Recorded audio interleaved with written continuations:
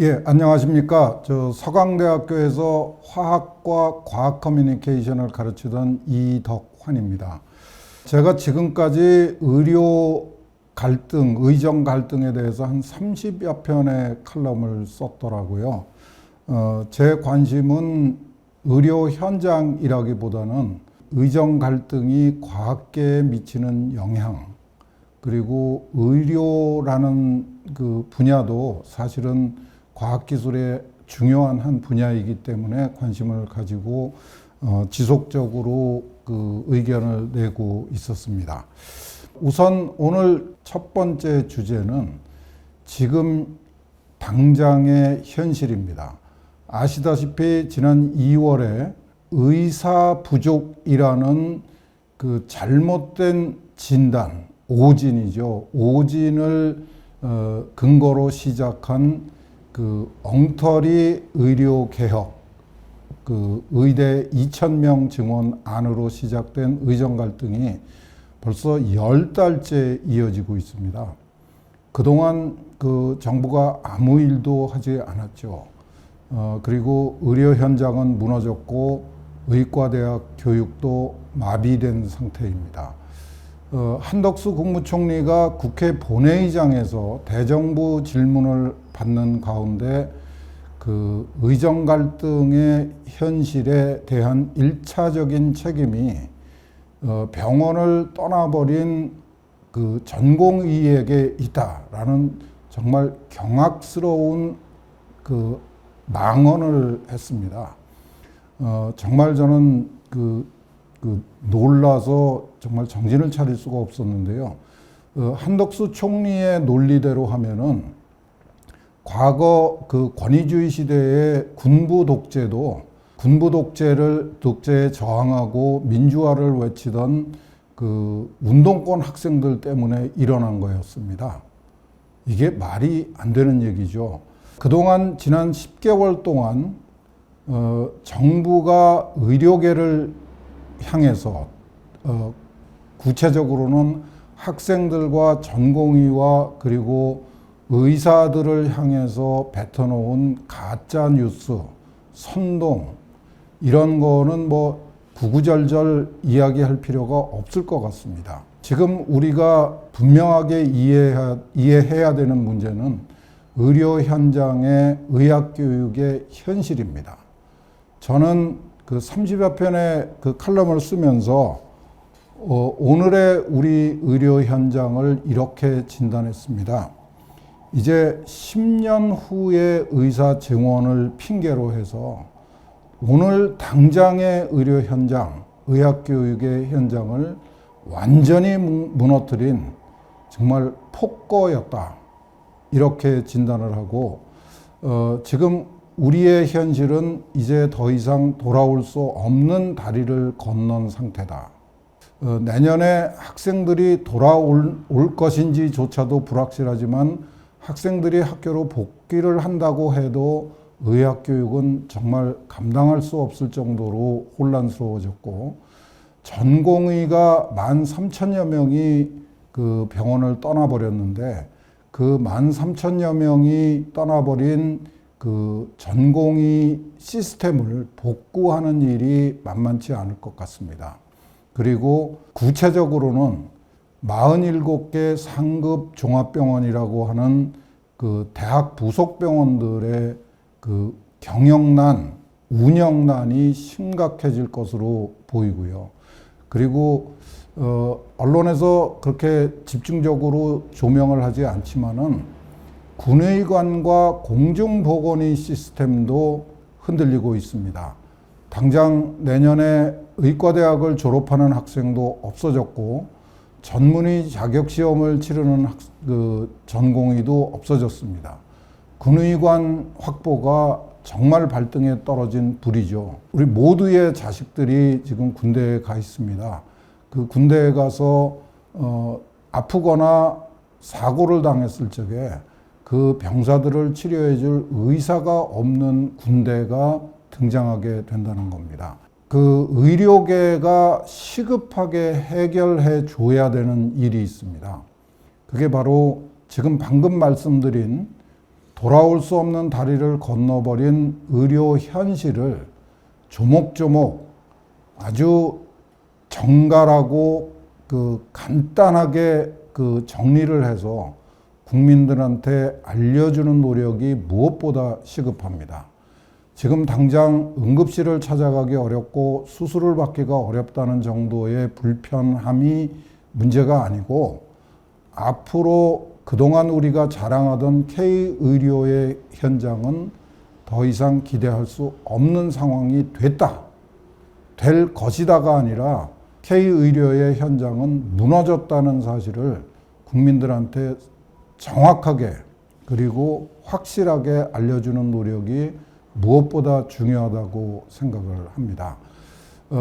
지난 2월에 정부가 의료 개혁을 시작하면서 쏟아냈던 수많은 정보들이 사실은 거의 다 가짜이고 엉터리고 선동이었습니다. 그 엉터리 정부의 주장을 믿고 국민들의 89%가 의대 증원으로 대표되는 의료 개혁에 찬성을 했었습니다. 이제 10달이 지나는 동안에 국민들도 눈을 뜨게 됐습니다. 이제 의료 개혁에 대한 국민의 지지는 50% 아래로 떨어진 걸로 보입니다. 그동안 의료계가 이 의대 증원으로 알려진 의료 개혁이 구체적으로 어떤 문제가 있었고 어떤 문제를 가지고 있고 왜 젊은 의대생과 전공의들이 그렇게 거세게 반발하는가를 국민들한테 정확하게 알려주지 못했던 것이 사실입니다. 지금 바꿔야 됩니다. 이제는 의료 현장의 정확한 현실을 국민들한테 명쾌하게 알려주기 위한 노력이 무엇보다 시급한 때라고 판단이 됩니다. 의료 현장은 이제 돌아올 수 없는 다리를 건넜고, 앞으로 우리는 상당한 기간 동안 우리가 경험했던 K의료의 편리함, K의료의 우수함, 이런 것들은 상당 부분 포기할 수밖에 없는 상황이다라는 것을 구체적으로 알려줘야 된다고 생각합니다.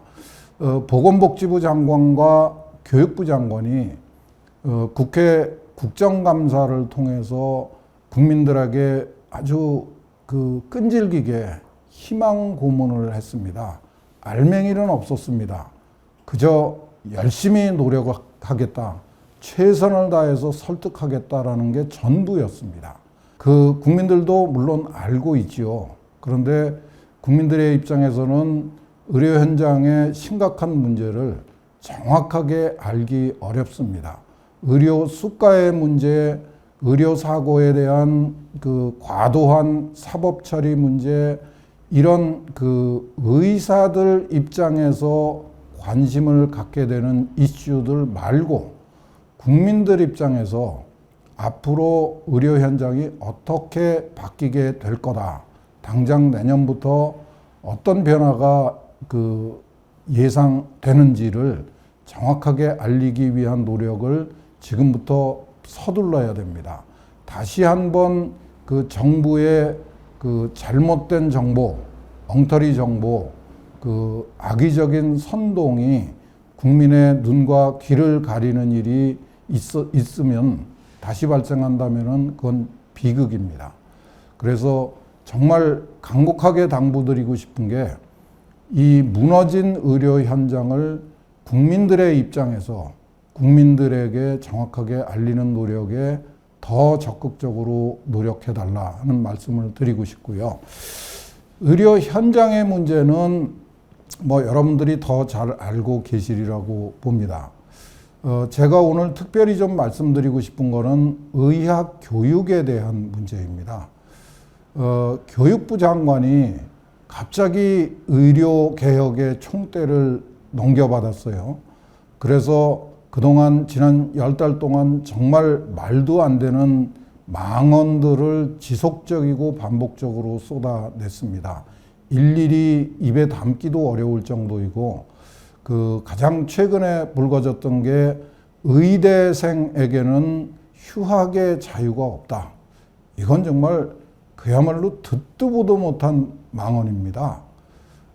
논리는 아주 단순했습니다. 의과대학은 정부가 철저하게 관리하는 의사를 양성하기 위한 교육이다.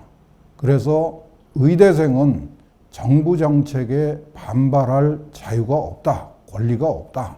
의대생은 무조건 정부 정책을 따라야 되고, 그런 의대생에게는 이렇게 집단으로 동맹 휴학을 하는 것은 용납되지 않는 것이다 라는 거를 거칠게 얘기를 했고, 그거를 또 대통령실에 있는 그 사회수석이라는 사람이 반복해서 똑같은 얘기를 했습니다. 물론 말이 안 되는 얘기죠. 의대 학생들도 정부 정책에 대해서 반발할 수 있는 자유가, 권리가 헌법으로 보장되어 있습니다. 양심의 자유, 표현의 자유, 집회 결사의 자유, 이런 것들이 모두 의대생들의 정책에 대한 반발, 거부의 권리를 보장해주는 제도적, 법적 장치들입니다. 교육부 장관이 함부로 훼손할 수 없는 것이죠. 그리고 동맥유학이라는 말은 교육부 장관의 용어입니다. 어떠한 법적 문서에도 등장하지 않고 법률에도 없습니다. 그리고 어느 대학에도 동맹휴학이라는 문구를 가지고 있는 그 학칙이 없습니다. 무엇이 동맹휴학인지는 교육부 장관이 자의적으로 해석한 거고, 국회에서의 답변을 보면은 지난 2월 말에 그 학생들이 의료개혁에 반발하기 시작하면서 일부 의과대학의 학생회가 동맹휴학을 주장했었다라는 게 유일한 그 근거입니다. 실제로 제가 파악하기로는 동맹휴학을 근거로 휴학원을 제출한 학생은 한 명도 없는 걸로 알고 있습니다.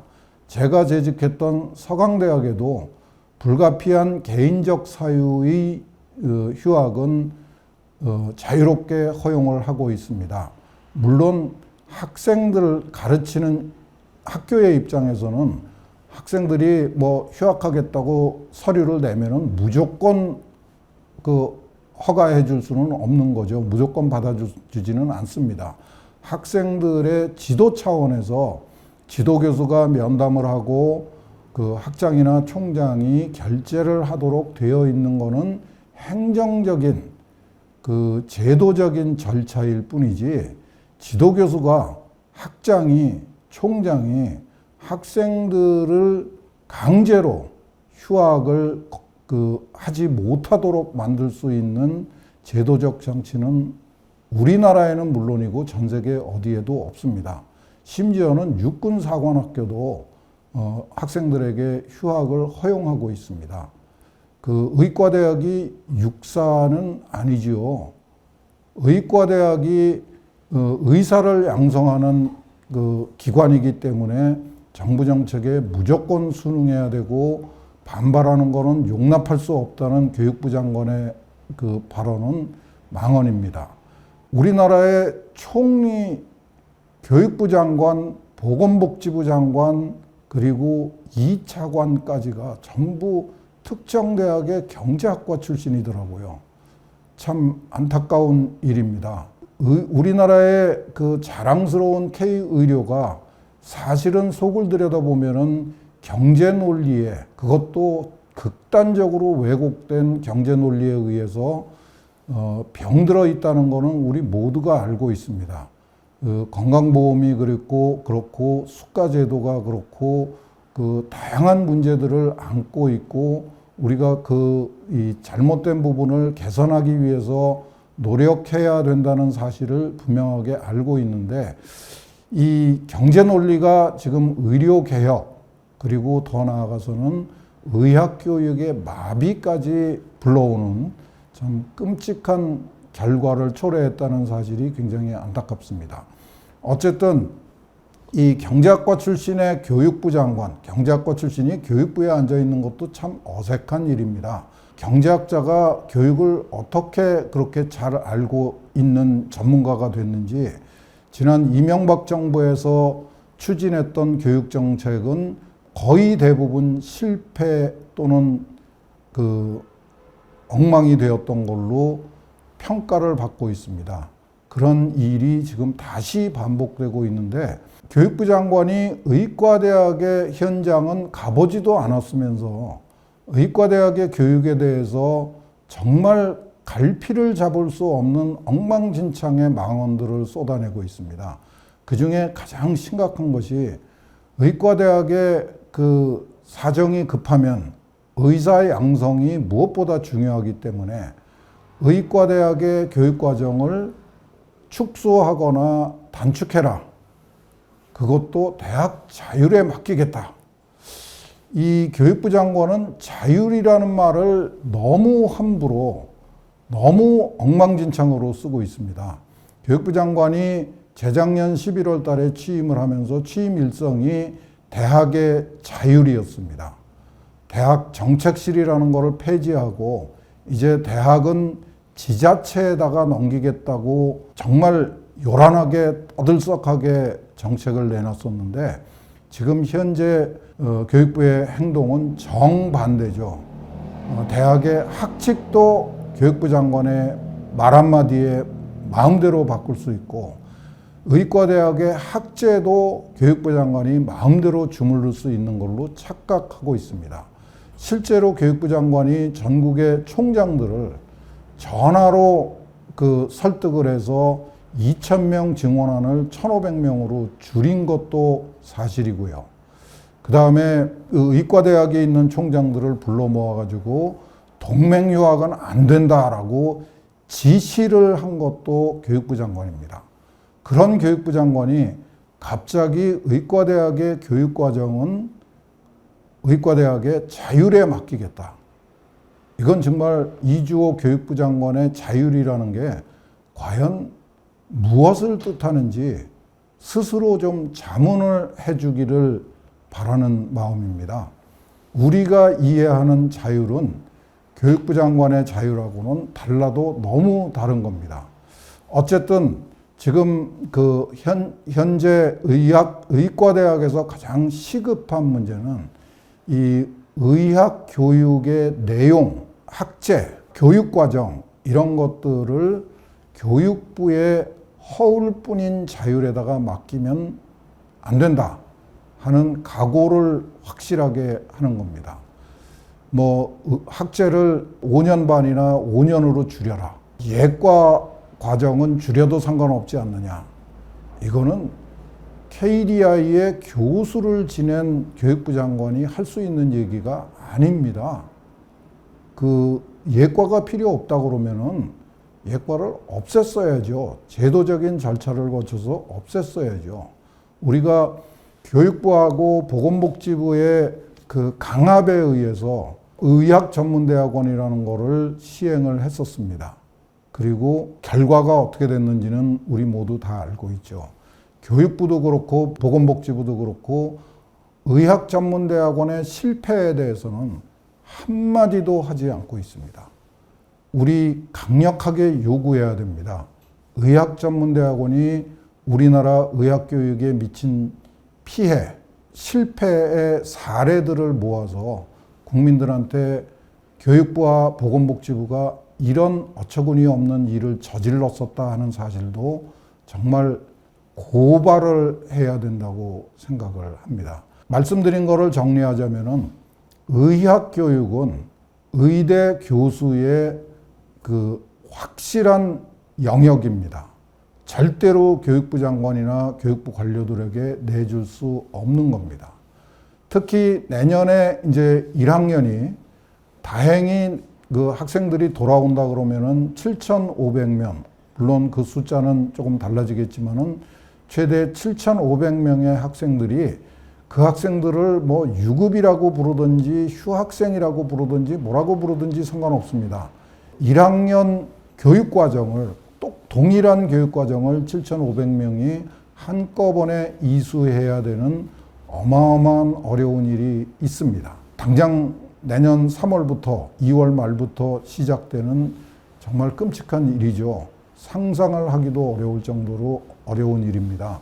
이걸 어떻게 극복할 건가 하는 거는 온전하게 의과대학 교수들의 영역이지 교육부가 이러쿵저러쿵 간섭할 일이 아니다라는 사실을 좀 더 명쾌하게, 좀 더 확실하게 표현을 해 주시기를 바랍니다. 마지막으로 지난 10달 동안 여러분들도 고생했고 의과대학 학생들하고 전공의들도 정말 견디기 어려운 고통을 겪었습니다. 물론 국민들이 겪은 불편도 상당합니다. 그런데 불행하게도 이 상황이 해가 바뀐다고 해서 당장에 달라질 것 같지 않습니다. 대통령은 지금도 의료개혁을 뚜벅뚜벅 밀어붙이겠다고 공언을 하고 있는 현실입니다. 정말 독선이고 아집이죠. 불통입니다. 대통령이 취임했을 적에 내세우던 공정과 상식과 정의는 이제 없어졌습니다. 보건복지부 장관이 무시를 했고 교육부 장관이 외면을 하고 있습니다. 대통령 자신도 공정, 상식, 정의는 잊어버린 지 오래된 것 같습니다. 결국 피해는 고스란히 학생들, 전공의들, 그리고 의사들, 그리고 국민들이 넘겨받을 수밖에 없는 안타까운 상황입니다. 그런데 의사는 우리 사회의 가장 중요한 전문가 집단입니다. 정부가 어떠한 실책을 저지르든지 국민들이 어떻게 오해를 하든지 상관없이 국민들의 생명과 건강을 지키기 위해서 그야말로 뚜벅뚜벅 일을 할 수밖에 없는 게 의사라는 직업입니다. 전문가들이 해줘야 될 정말 절대 외면할 수 없는 현실이죠. 그런 입장에서 몇 가지 좀 당부의 말씀을 드리고 싶습니다. 의사들이 국민을 외면할 수는 없죠. 어떠한 경우에도 어떠한 어려움이 있더라도 치료를 원하는 환자들을 외면할 수는 없는 겁니다. 그리고 아울러서 미래의 의사를 양성하기 위한 의학 교육도 포기할 수 없습니다. 어떠한 어려움이 있어도 끌고 나가야 된다는 결심과 각오가 필요합니다. 물론 내년에 이 4,500명 가까운 학생들을 신입생을 뽑는 일이 간단치 않습니다. 특히 올해 학생들이 학교를 떠나는 바람에 내년에 1학년은 7,500명이 되고 일부 정부 관료들 중에는 내년만 잘 견디면 되는 거 아니냐라는 착각을 하는 사람들도 있더라고요. 보험공단 이사장이 그런 것 같아요. 국회에서 그렇게 발언을 했습니다. 사실이 아니죠. 다 아시다시피 내년에 의과대학 1학년에서 예과 1학년 교육을 받을 7,500명의 학생들은 예과 2년하고 본과 4년을 함께 다녀야 되는 윤석열 세대가 됩니다. 그리고 그 학생들은 2031년에 함께 의과대학을 졸업해서 전공의 수련 과정을 시작해야 됩니다. 정말 천지가 개벽하지 않는 한 2031년에 수련의 모집 정원은 3,200명 수준일 수밖에 없는 상황입니다. 다시 말해서 한 3,000여 명의 학생들이, 졸업생들이 의사 국가고시를 합격하고 나서도 수련의 기회를 찾을 수가 없는 상황이 닥치게 되는 겁니다. 제가 어디서 보니까 지금 현재 우리나라에 전공의 수련을 받지 않고 일반의로 활동하고 있는 의사가 6천 명 정도라는 통계를 봤는데 2031년에 한꺼번에 4,500명의 일반의가 쏟아져 나오게 됩니다. 과연 우리 국민들이 우리 의료 현장이 4,500명의 그 일반의를 수용해서 이 의료 현장을 원만하게 운영할 수 있을지 굉장히 걱정입니다. 이 학생들은 그 이후로 평생을 치열하게 경쟁하면서 살아야지 되고 환자들, 국민들로부터 철저하게 외면받는 정말 그 안타까운 입장으로 지내야 됩니다. 이런 사실을 여러분들도 충분히 분명하게 인식하고 국민들한테 알려줘야 될 의무가 있고요. 지금 당장 그런 현실을 피할 수 있는 방법이 이제 내년에 그 의대 입시를 포기하는 겁니다. 입시를 포기해 달라고, 포기해야 된다고 주장하는 의견이 굉장히 많은 걸로 알고 있습니다. 저도 원칙적으로는 그 의견에 동의를 합니다. 그런데 현실은 만만치 않습니다. 우리나라가 의료 현장만 있는 것이 아니고 의료 현실만 문제가 되는 게 아니고 교육도 우리 사회의 정말 중요한 한 부분입니다.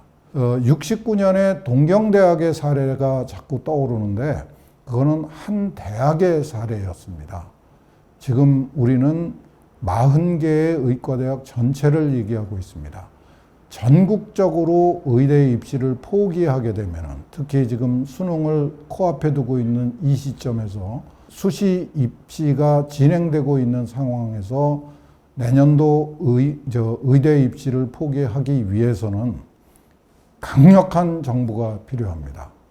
정부가 의지가 있어야지 되고 능력이 있어야지 되고 결단력이 있어야지 되는데 다 아시다시피 그런 결단력은 기대할 수 없는 상황입니다. 그래서 정말 그 간곡하게 부탁드리고 싶은데 내년 의과대학에 7,500명의 학생들이 몰려오는 것은 이제 기정사실이 됐습니다.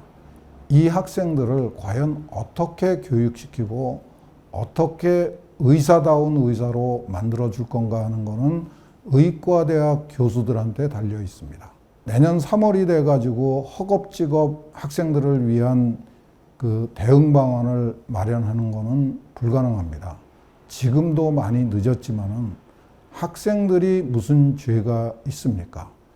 교육부가 일방적으로 자율의 허울을 씌워서 밀어붙이는 그 대책은 대책이 아닙니다. 의정 갈등을 해소하고 잘못된 의료개혁을 바로잡기 위한 노력은 분명하게 필요하지만 학생들을 위한 준비도 함께 해야 된다는 거 꼭 잊지 말아 주시기 바라고요. 마지막으로 오늘 한 가지 더 말씀드리겠습니다.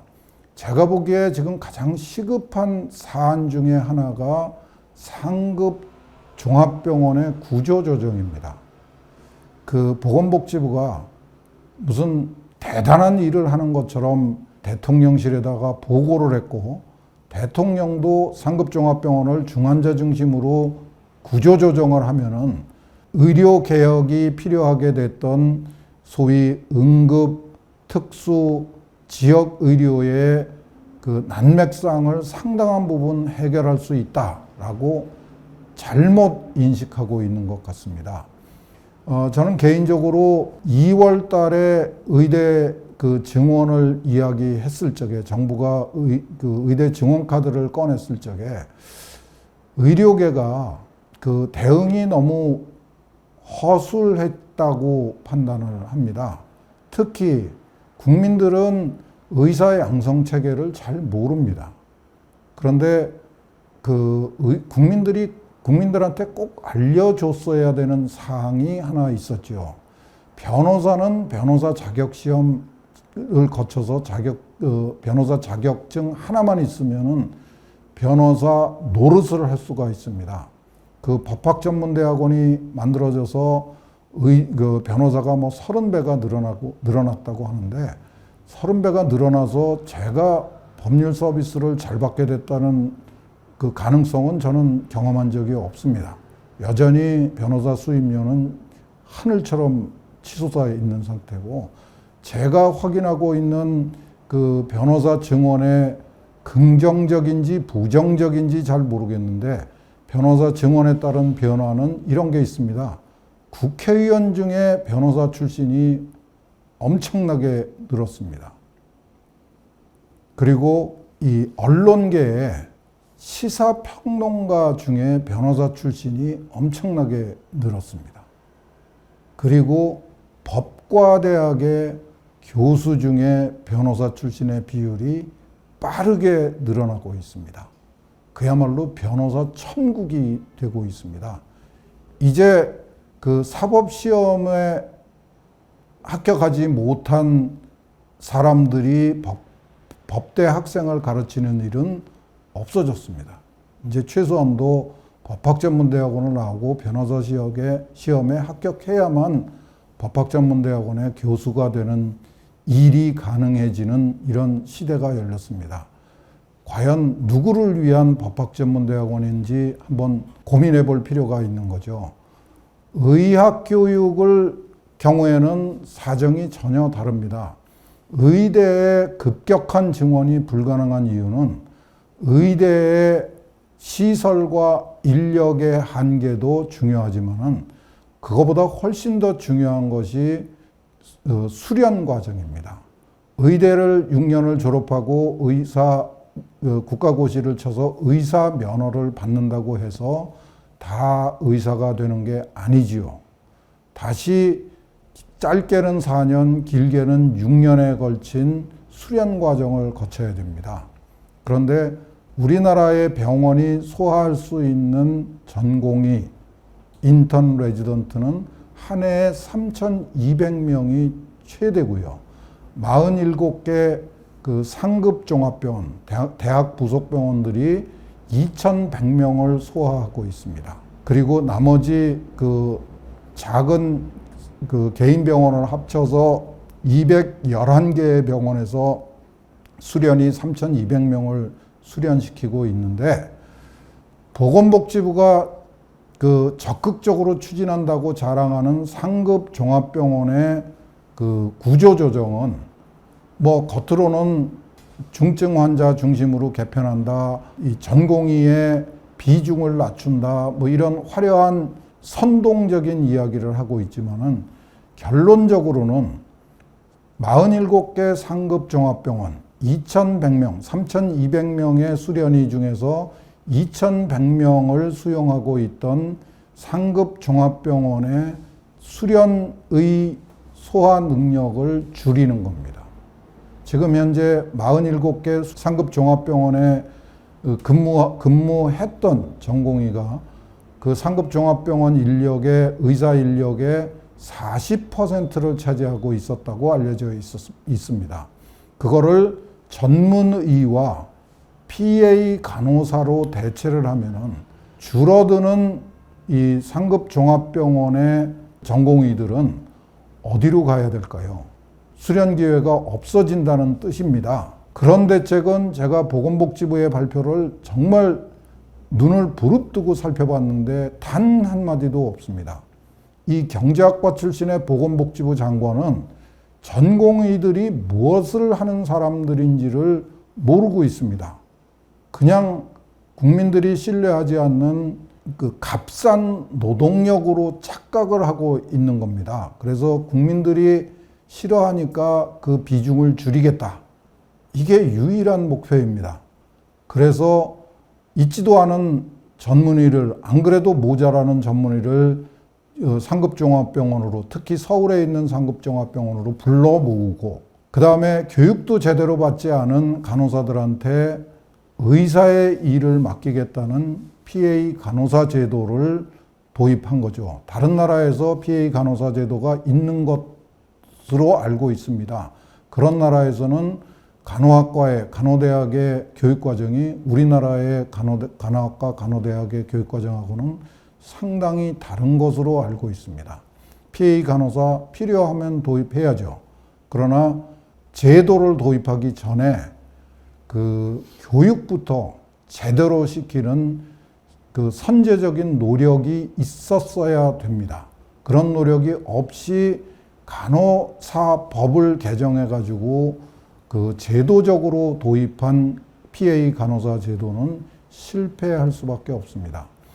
지금부터라도 여러분들께서 이 수련 과정, 전공의들의 역할과 그 본분이 무엇인가를 국민들한테 정확하게 알려줘야 됩니다. 이 전공의를 수련시키는 단계는 의과대학에서 학생을 교육하는 것보다 훨씬 더 많은 사회적 비용이 들어갑니다. 서울에 있는 빅5라고 알려진 초대형 대학 부속병원이 한 해에 그 받을 수 있는 인턴이 100명 수준에 불과합니다. 내년에 1,500명을 증원을 했으니까 증원한 학생들을 수련시키기 위해서는 전국에 15개의 초대형 수련병원을 지어야 된다는 뜻입니다.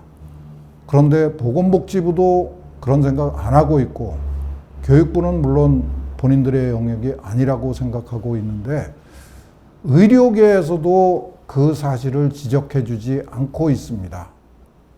이제라도 목소리를 키워야 됩니다. 의대 증원에 앞서서 수련병원의 확충이 무엇보다 시급하다. 특히 과도한 수련의, 전공의의 비중을 줄이기 위해서는 수련병원을 더 많이 늘려야 되는데 그러려면은 사회적 투자가 엄청나게 필요하다. 이 사실을 좀 더 분명하게, 더 확실하게 국민들한테 알려주시기 바라고요. 정말 마지막으로 말씀드리고 싶은 거는 10달 동안의 그 의정 갈등을 겪으면서 의사들에 대한 사회적 신뢰가 완전히 깨져 버렸습니다.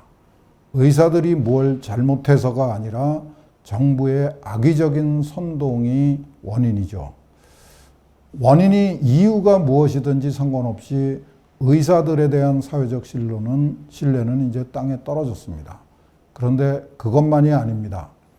학생과 전공의의 그 의사들에 대한 거부감도 상당히 심각한 것 같습니다.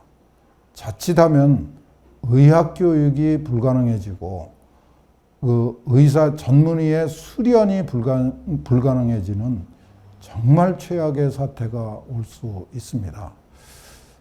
이제라도 많이 늦었지만 이제라도 그 국민들을 설득하고 학생들을 설득하고 그 전공의들을 설득하기 위한 노력에 훨씬 더 많은 힘을 쏟아 주시기를 바랍니다. 이제 이 인간관계에 의존한 의학교육, 수련, 이거는 이제 역사 속으로 사라졌습니다. 이제는 정말 대등한 입장에서 인간적으로 내가 학생을 가르치는 게 아니라 실력으로 학생을 가르치고 실력으로 학생을 감동시키겠다는 새로운 자세가 필요하고요. 국민들에게는 그야말로 노블리스 오블리주가 필요한 상황입니다.